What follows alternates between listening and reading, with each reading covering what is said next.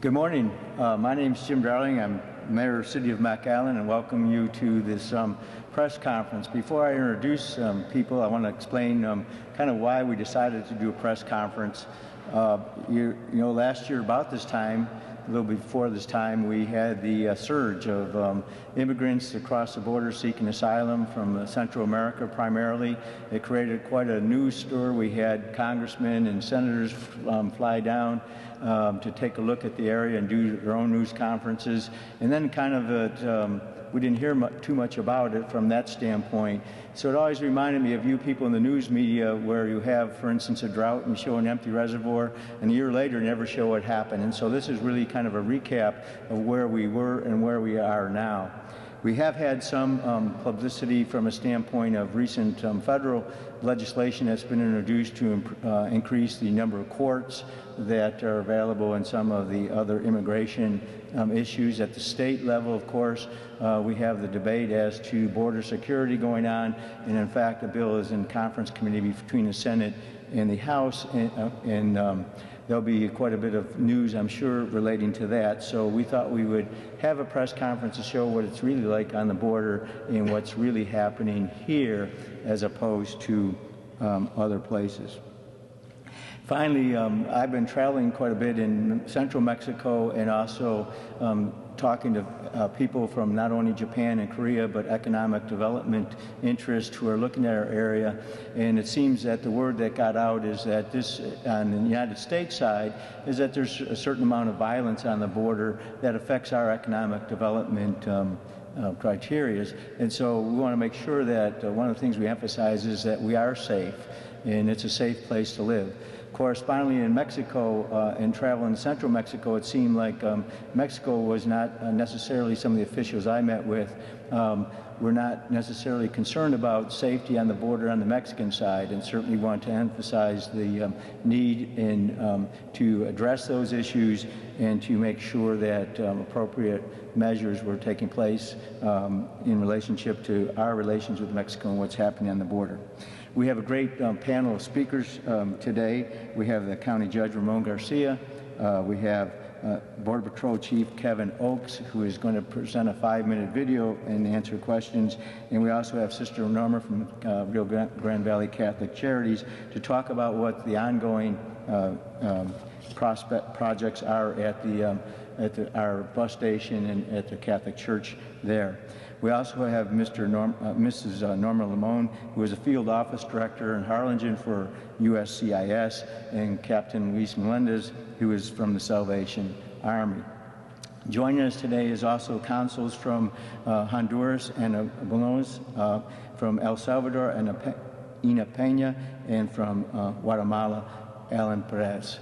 And hopefully they'll be answering your questions, but we'll just have 3 primary speakers.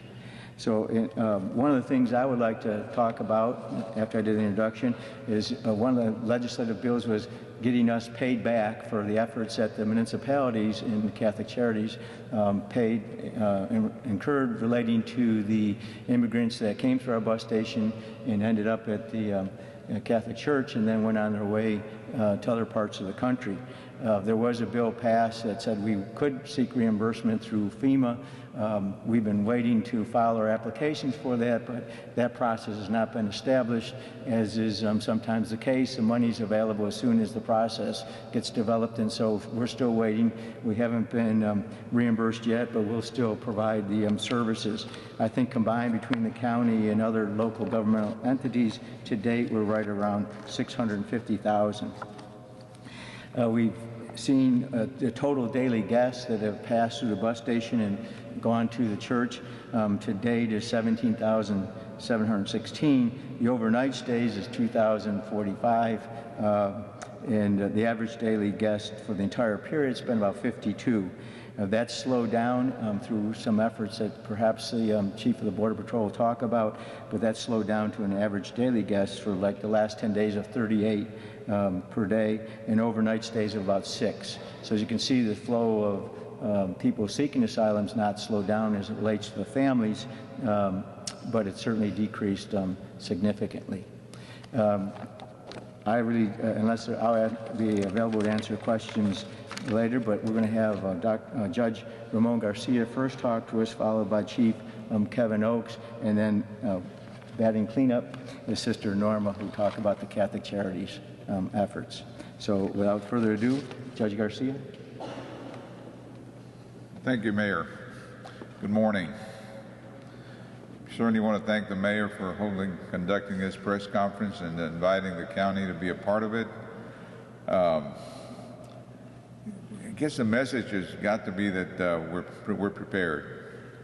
I know last year, here I am sitting down watching CNN, and I'm seeing all these this video of all these families walking across and coming into McAllen, and that's how I found out about the surge, from listening to CNN. And then we started getting phone calls at the county from our constituents, from the residents of the county that were concerned about, well, they started hearing rumors that there were, I don't know how many cases of smallpox, how many cases of TB, none of which was true, and how they were going to be, all these immigrants were going to be impacting our schools and impacting our hospitals, and many people were obviously concerned. And then at that time, we're very fortunate that we had a gentleman that provided the leadership at the Border Patrol, Chief Kevin Oakes, who made a decision that to inform the public, to inform the community about what was happening.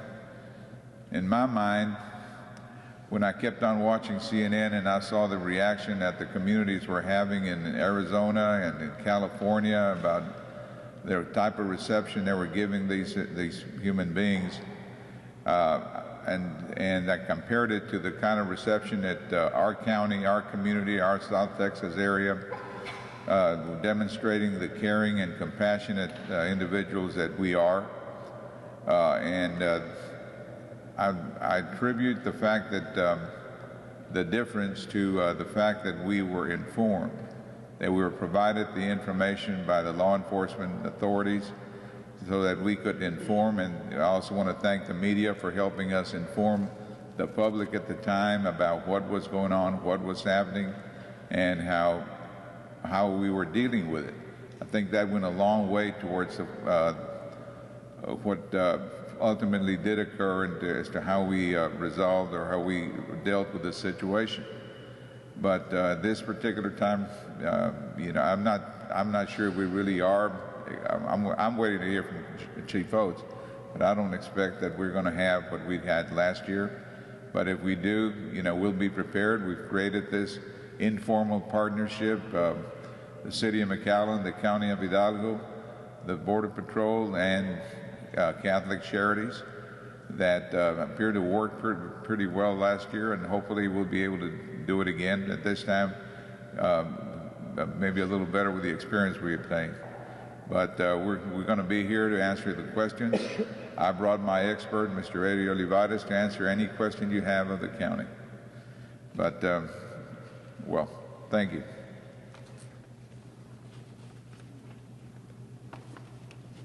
Thank you, Judge. In one of the burdens, you know, most of the people coming across were coming across at the bridge and went through CBP and then were processed through ISIS and Border Patrol. And, you know, one of the functions of Border Patrol wasn't necessarily to take care of families and kids, and they did a fantastic job considering what their mission was and their preparation. And Chief Oakes, that came from the top and was all the way down. And so we appreciate the cooperation we had, and I know our local law enforcement with the Border Patrol. And I think it could have been much worse except for the efforts of the Border Patrol last year and their continuing efforts to keep everybody informed and to carry out their mission, their primary mission, and their mission as it relates to people seeking asylum. So without further ado, I'd like to introduce our Border Patrol Chief, Kevin Oakes, for the presentation. Thank you, Mayor. And I'd like to thank the Mayor and Judge and Sister Norma and Chief and and many of the representatives from the consulates from Mexico, Honduras, El Salvador, Guatemala, the press, and many others within the community who stepped up to the plate last year when the Border Patrol and the federal government needed help in trying to resolve and address the situation. We were prepared last year, but part of the breakdown was our inability to deal with so many family units and so many unaccompanied juveniles, and we learned many lessons over the last year in terms of partnering with the community which we serve, and working throughout the federal government to unify all the capabilities of the federal government to more rapidly address some of these issues, which became a big burden on the community in and of itself. And there's hundreds of people within the community that are nameless that stepped up and helped Catholic Charities and many, many others by donating their time and their money and their effort to supporting the humanitarian crisis. Because aside from the law enforcement mission, we're all humans and we all share this planet, and it's incumbent upon law enforcement, first responders, and anybody else that serves their community to do whatever they can to protect people no matter where they're from. And so I think we did a pretty good job after the fact of planning.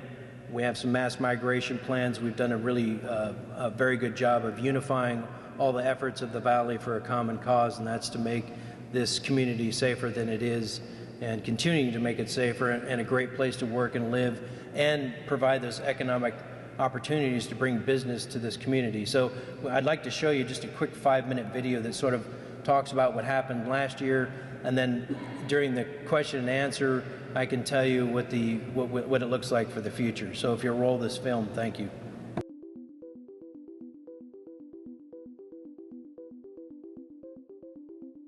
As I testified to Congress yesterday, this is a problem of humanitarian proportions in the Rio Grande Valley sector. For nearly 3 years, the Rio Grande Valley sector experienced a steady increase in unaccompanied children and families from the Central American countries of Honduras, El Salvador, and Guatemala.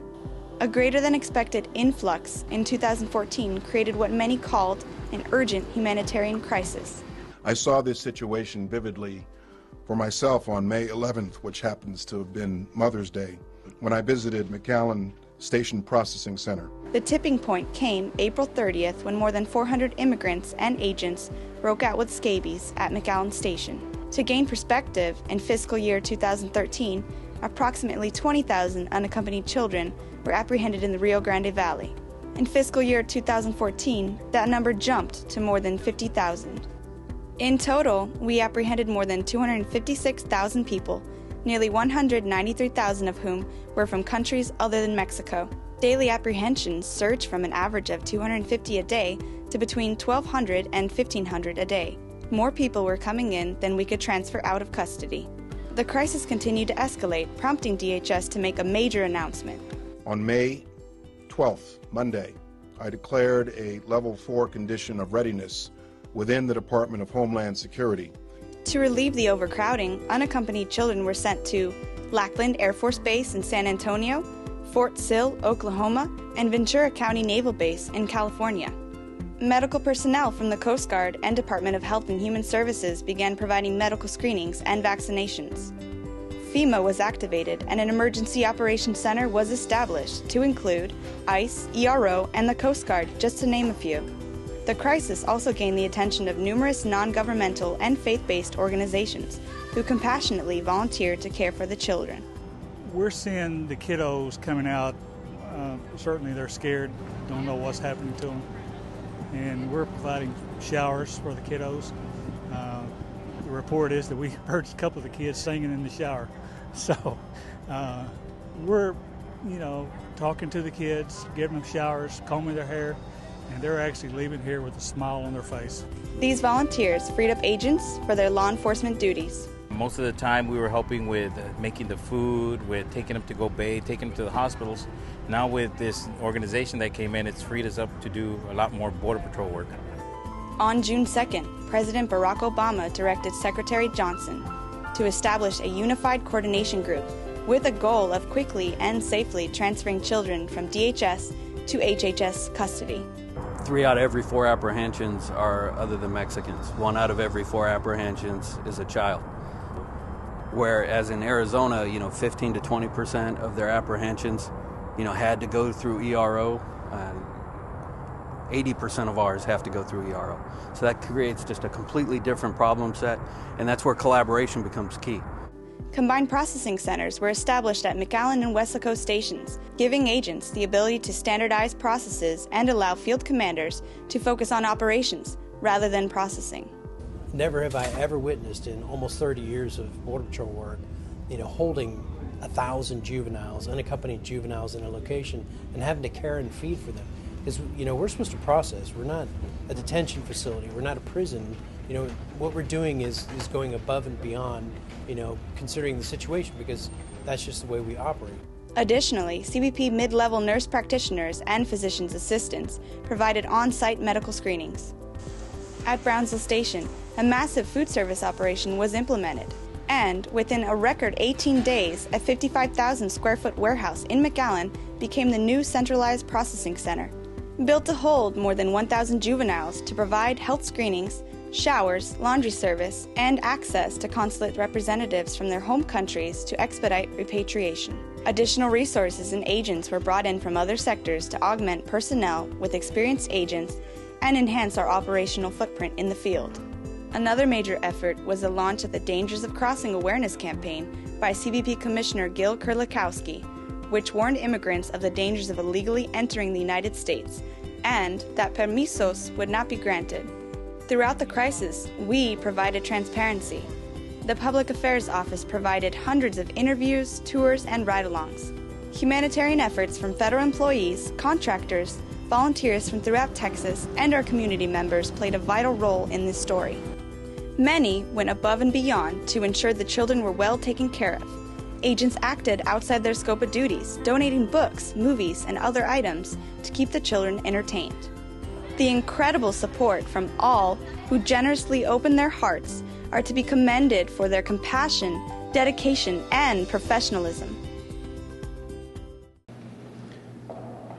So this year, I think as a community, we're much more prepared in case something like this happens again. But based on our intelligence reports and the work of the Mexican government, the Honduran government, Guatemalan and El Salvadorian governments all working together, and our diplomatic efforts in Mexico and Central America, plus the efforts that you see here as witness behind the unified command that we have in terms of dealing with our border security situation, have made for a better quality of life, I believe.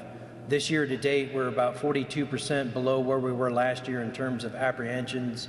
In terms of unaccompanied juveniles, we're 60%, and in terms of family units, we're about 58% down from where we were last year.